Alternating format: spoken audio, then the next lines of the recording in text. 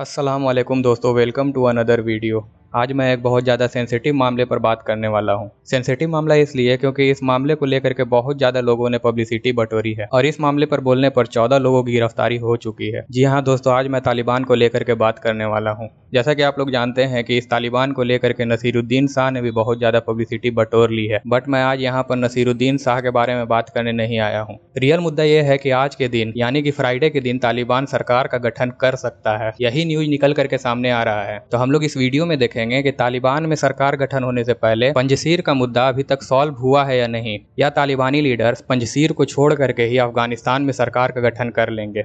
तो दोस्तों, इसको जानने से पहले सबसे पहले मैं ये बात बता दूं कि मुल्ला हिब्बतुल्लाह जो कि तालिबान के सुप्रीम लीडर होने वाले हैं, यानी कि सिंपल वर्ड में समझा जाए तो राष्ट्रपति और प्राइम मिनिस्टर से भी ऊपर, तो होने वाले सुप्रीम लीडर मुल्ला हिब्बतुल्लाह ने मुल्ला याकूब को एक ऑर्डर जारी किया है, जिस ऑर्डर में उन्होंने ये कहा है कि पंजशीर जब तक फतेह नहीं हो जाता है तब तक हम तालिबान में सरकार का गठन नहीं करेंगे। उन्होंने ये भी कहा है कि अगर पंजशीर फतेह नहीं होती है तो इस कार्यवाही को रोक दिया जाएगा, इसे आगे नहीं बढ़ाया जाएगा। और मुल्ला हिब्बतुल्लाह ने मुल्ला याकूब को ये भी याद दिलाया है कि ये वसीयत थी उनके बाप की कि पंजशीर के ऊपर सफ़ेद परचम लहराया जाए। जैसा कि आप लोगों को मालूम होगा, सफ़ेद परचम तालिबान का झंडा है, तो वो पंजशीर के ऊपर सफ़ेद झंडा लहराने की बात कह रहे हैं। और मुल्ला याकूब के पिता मोहम्मद उमर हैं, जो कि तालिबान के सुप्रीम कमांडर रह चुके हैं। और फिर मुल्ला हिब्बतुल्लाह ने अपने ऑर्डर में ये भी कहा है कि अमीरुल्लाह सलेह और अहमद मसूद को जिंदा गिरफ्तार किया जाए। वहीं रशियन रिपोर्ट्स की माने तो अहमद मसूद का कत्ल हो सकता है और अमीरुल्लाह सलेह का भी वही हाल हो सकता है। ये सब रशियन रिपोर्ट्स का कहना है। और दोस्तों, आप लोग मानो या फिर नहीं मानो, अमीरुल्लाह सलेह को भड़काने का काम इजराइल कर रहा है। इजराइल के दम पर ही अमीरुल्लाह सलेह तालिबानियों के सामने खड़ा है। और मेरा भी यही मानना है कि इन शैतानी ताकतों के बहकावे में आ करके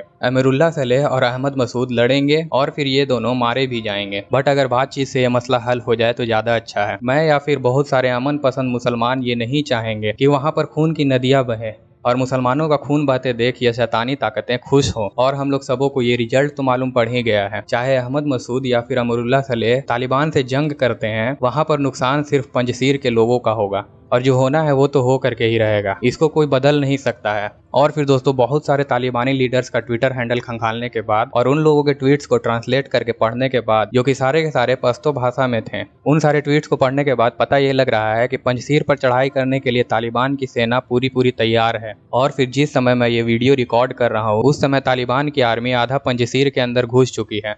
बट अभी भी एक तरफ तालिबानी कार्यवाही में लगी हुई है, वो इस जद्दोजहद में लगी हुई है कि पंजशीर उनके हवाले कर दिया जाए। बट वहीं दूसरी तरफ तालिबानी लीडर्स ये भी चाह रहे हैं कि बातचीत करके इस मसले का हल निकाला जाए। इस बातचीत के मसले पर तालिबानियों का कहना है कि अगर पूरा देश बिना खून खराबे के फतह किया जा सकता है तो ये पंजशीर क्यों नहीं किया जा सकता है। तो दोस्तों, जाहिर सी बात है कि आप लोगों के मन में इंडियन मीडिया ने एक भ्रम को बैठा दिया होगा, जिसमें कि आप लोगों को लगता होगा कि अमीरुल्लाह सलेह और अहमद मसूद इजराइल के सपोर्ट से तालिबानियों का मुकाबला कर सकते हैं और ये जंग जीत सकते हैं। बट दोस्तों, साफ साफ लफ्जों में आप लोगों को ये बात बता देना चाह रहा हूँ कि ये बात मुमकिन नहीं है, क्योंकि तालिबानियों के पास पूरा फोर्स है। उनके पास अफगानिस्तान को कब्जा करने के बाद बरामद किए हुए सारे हथियार हैं। तो दोस्तों, ये बात कहीं से भी सही नहीं हो सकती है कि अहमद मसूद और अमीरुल्लाह सलेह मिल करके तालिबानियों का मुकाबला कर सकते हैं। और दोस्तों, आप लोग इस बात से भी अंदाजा लगा सकते हैं कि एक चरमपंथी ग्रुप जिसने पूरे देश पर कब्जा कर लिया है, उसे पंजशीर पर कब्जा करने में कितना देर लगेगा। अब तो उसके पास सारा संसाधन भी आ चुका है, वो चाहे तो पंजशीर पर हमला करके उसे तुरंत कब्जा ले, बट उसने अभी तक ऐसा कुछ नहीं किया है। वो चाह रहे हैं कि इस बात का हल बिना खून खराबे के निकल जाए।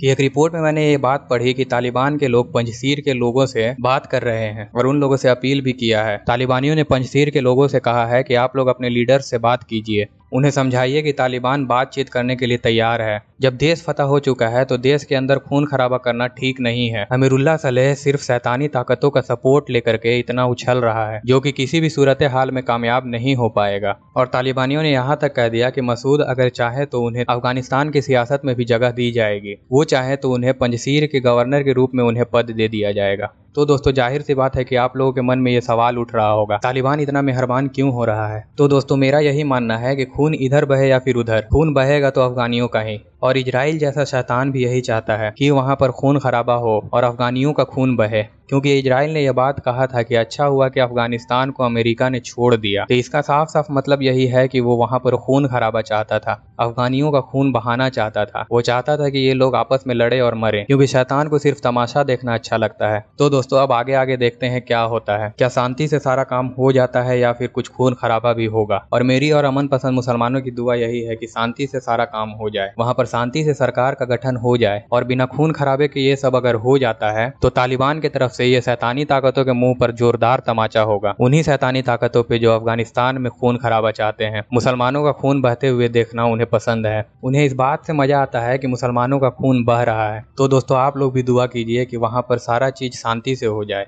और अब तालिबान अफगानिस्तान के अवाम के लिए काम करे। तो अगर आप लोगों को ये वीडियो पसंद आया है तो वीडियो को एक लाइक जरूर दीजिएगा। चैनल को सब्सक्राइब करने के साथ साथ नोटिफिकेशन बेल आइकन को भी एक्टिवेट कर लीजिएगा। अगर आप लोगों ने यहाँ तक मेरा वीडियो देख लिया है तो आप लोगों का बहुत बहुत शुक्रिया। बहुत जल्द मुलाकात होगी किसी और वीडियो में।